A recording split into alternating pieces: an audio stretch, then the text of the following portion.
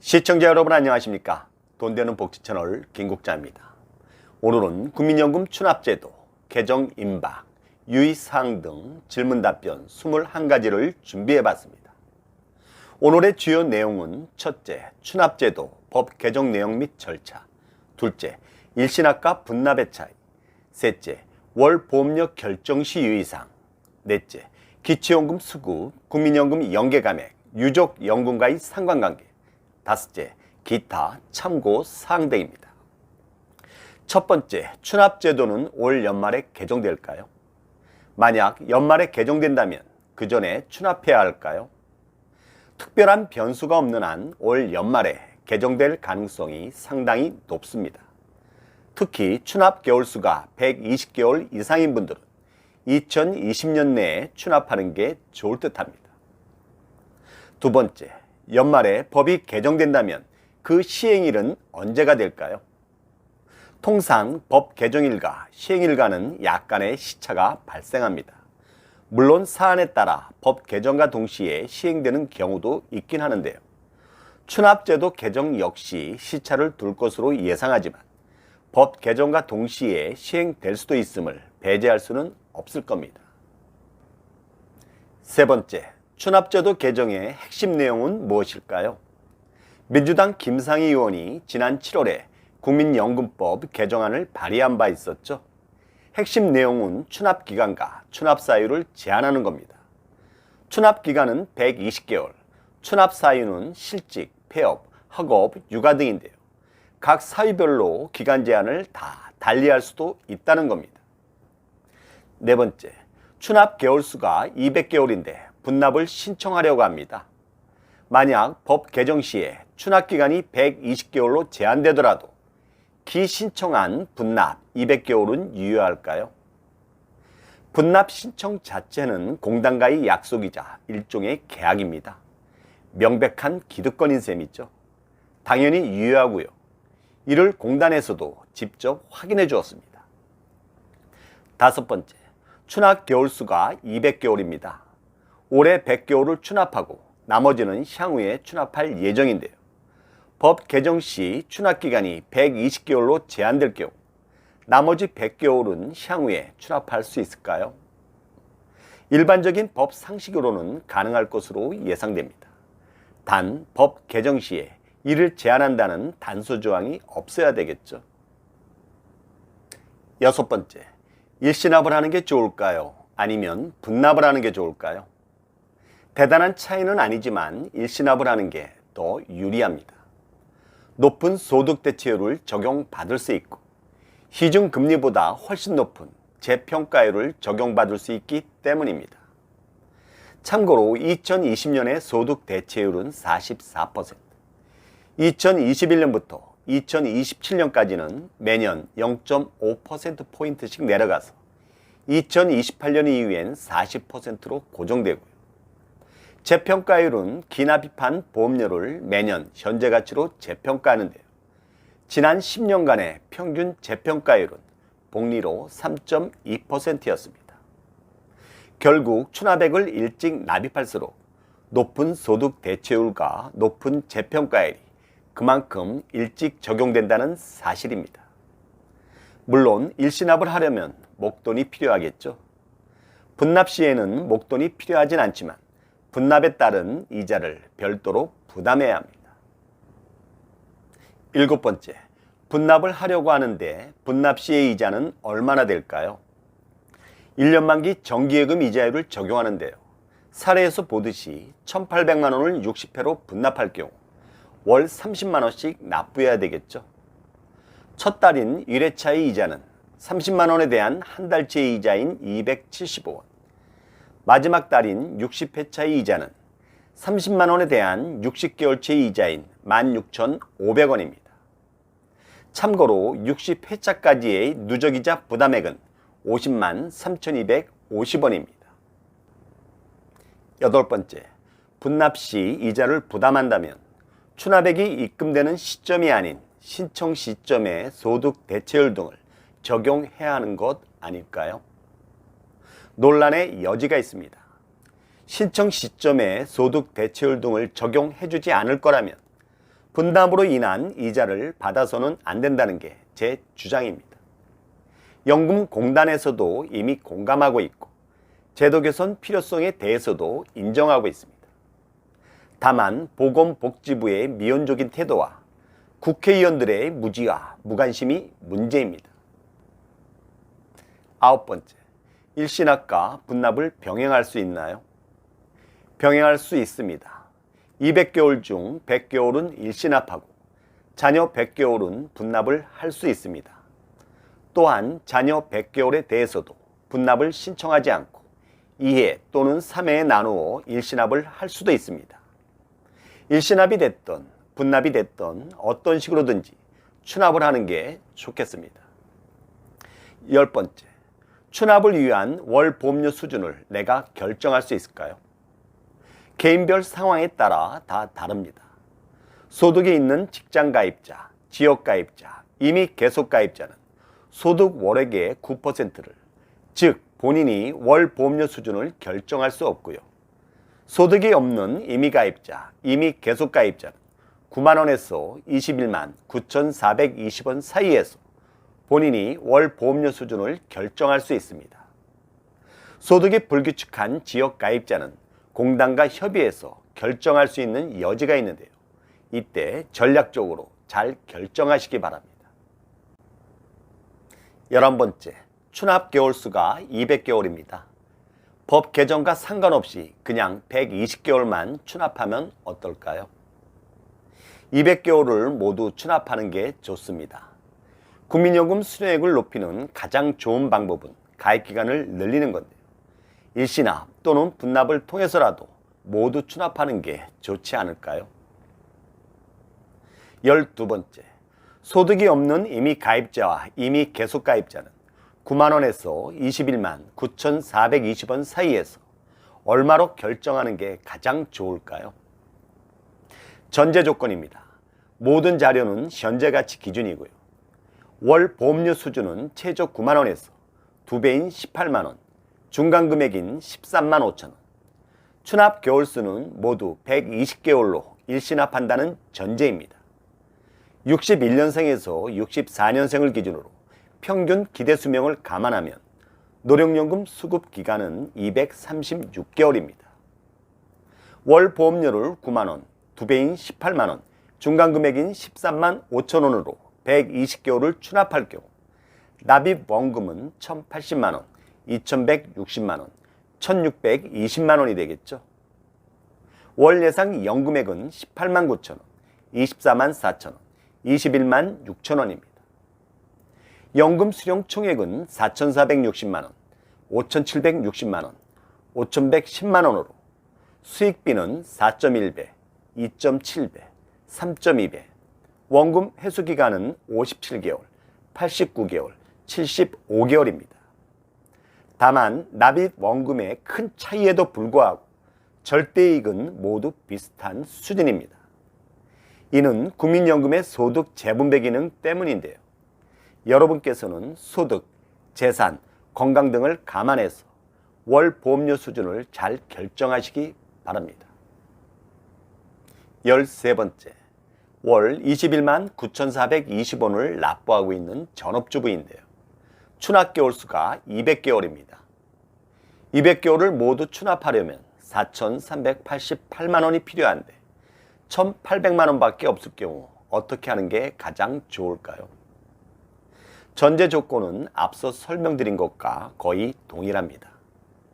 납입원금 1,800만 원을 최소 금액인 9만 원으로 200개월을, 최대 금액인 21만 9,420원으로 82개월을, 중간 금액인 15만 4,700원으로 116개월을 추납하면 월 예상 연금액은 31만 5천원, 18만 3천원, 22만 1천원입니다. 연금 수령 총액은 7,440만원, 4,320만원, 5,210만원으로 수익비는 4.1배, 2.4배, 2.9배, 원금 회수기간은 57개월, 99개월, 82개월입니다. 다만 납입 원금이 동일한 금액이었음에도 불구하고 절대이익은 엄청난 차이를 보이고 있죠. 이는 국민연금의 가입기간을 늘리는 것이 얼마나 중요한지를 보여주는 대표적인 사례입니다. 14번째, 추납 시 월 보험료 수준별 월 예상 연금액은 과연 얼마나 될까요? 전제 조건은 앞서 설명드린 것과 거의 동일합니다.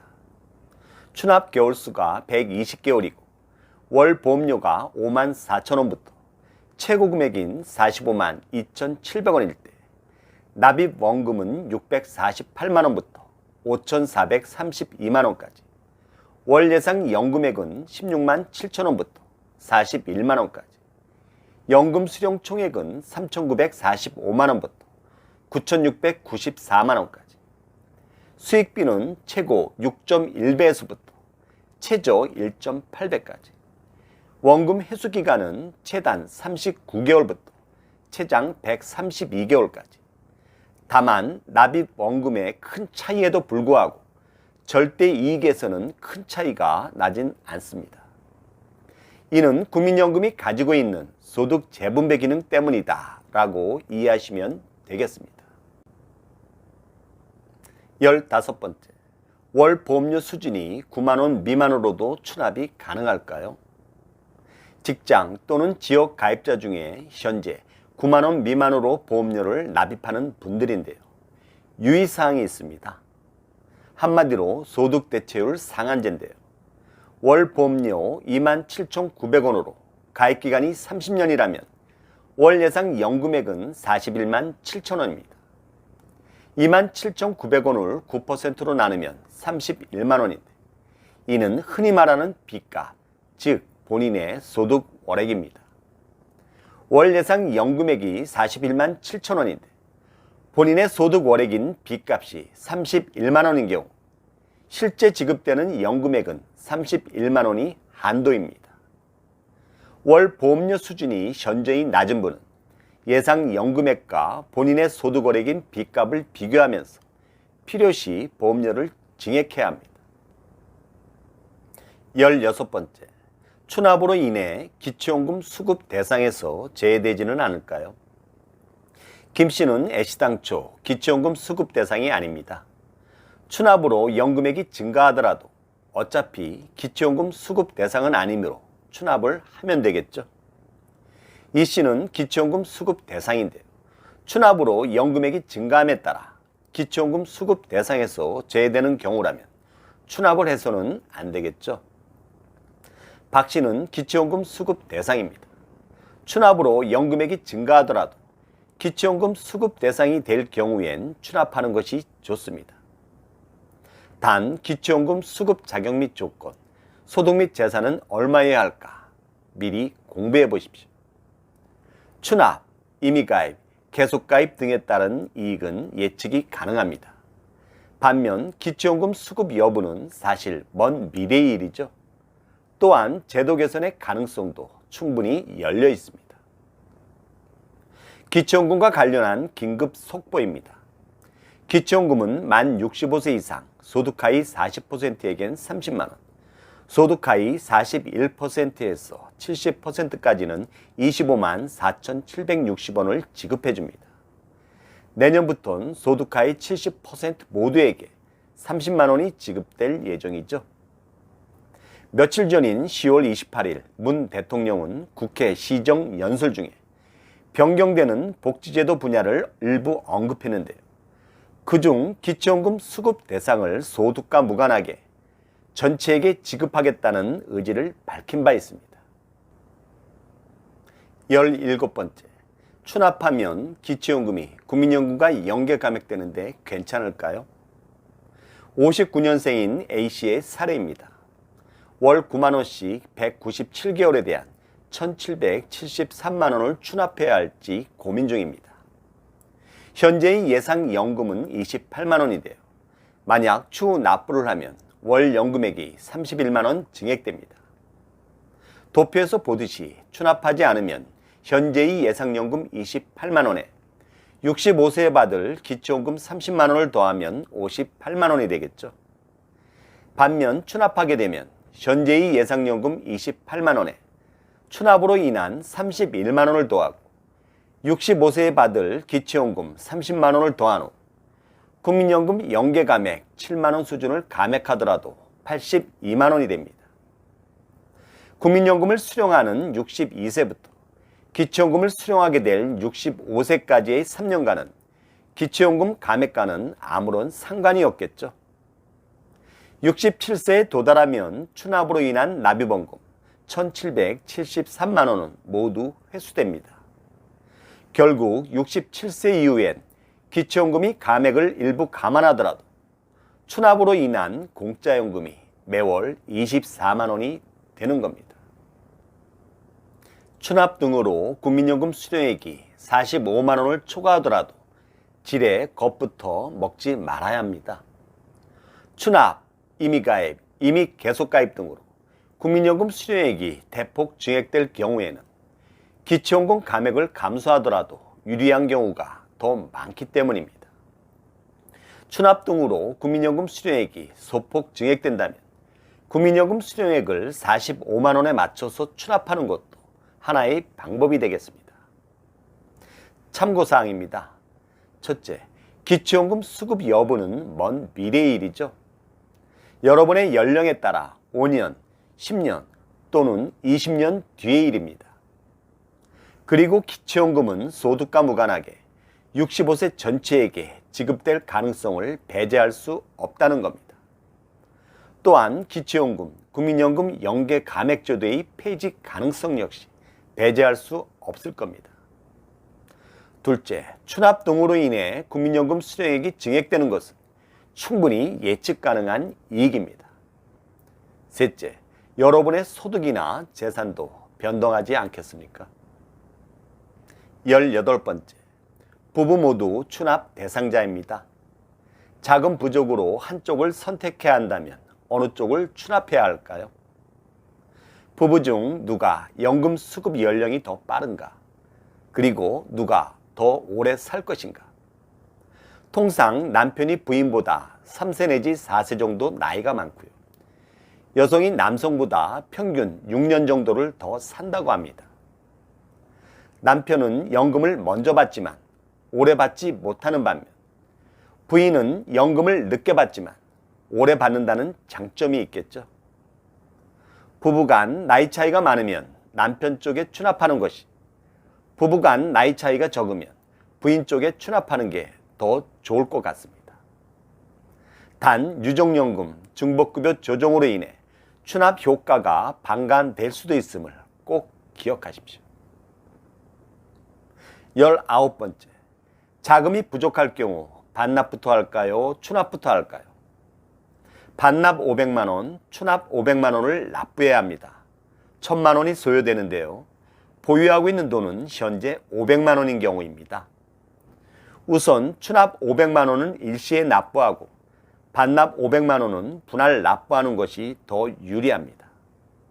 추납액을 일시에 납부함에 따라 소득 대체율과 재평가율을 조기에 적용받을 수 있겠죠. 반납은 이자를 부담하더라도 그 당시에 높은 소득 대체율과 재평가율이 그대로 복원되기 때문입니다.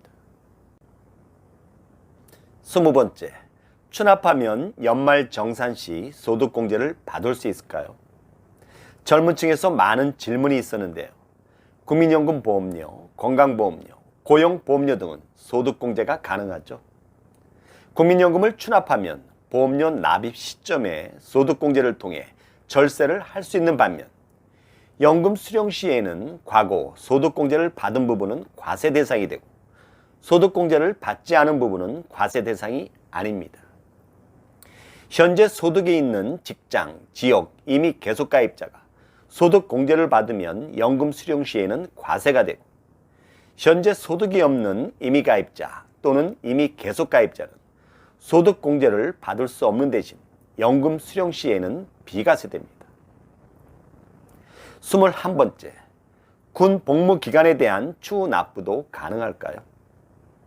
군 복무 크레딧과 군 복무 기간에 대한 추후 납부는 다른 겁니다. 군 복무 크레딧은 2008년 1월 1일 이후 군 복무 기간을 보험료를 납부하지 않고 연금 수령 시점에 가입 기간을 6개월 추가 인정해주는 제도입니다. 군복무 추후 납부는 1988년 이후에 군 복무 기간을 추납 대상 기간으로 인정해주는 제도입니다. 당연히 보험료를 납부해야 하고 납부 시점에 소득 대체율 등을 적용합니다. 참고로 국민연금 최초 가입을 1990년도에 했더라도 1988년이나 1989년도에 군복무를 했다면 추납이 가능합니다. 마지막으로 국민연금 추후 납부를 계기로 반납, 임의가입, 임의 계속가입 등과의 연계해서 이참에 국민연금을 재설계해 보십시오.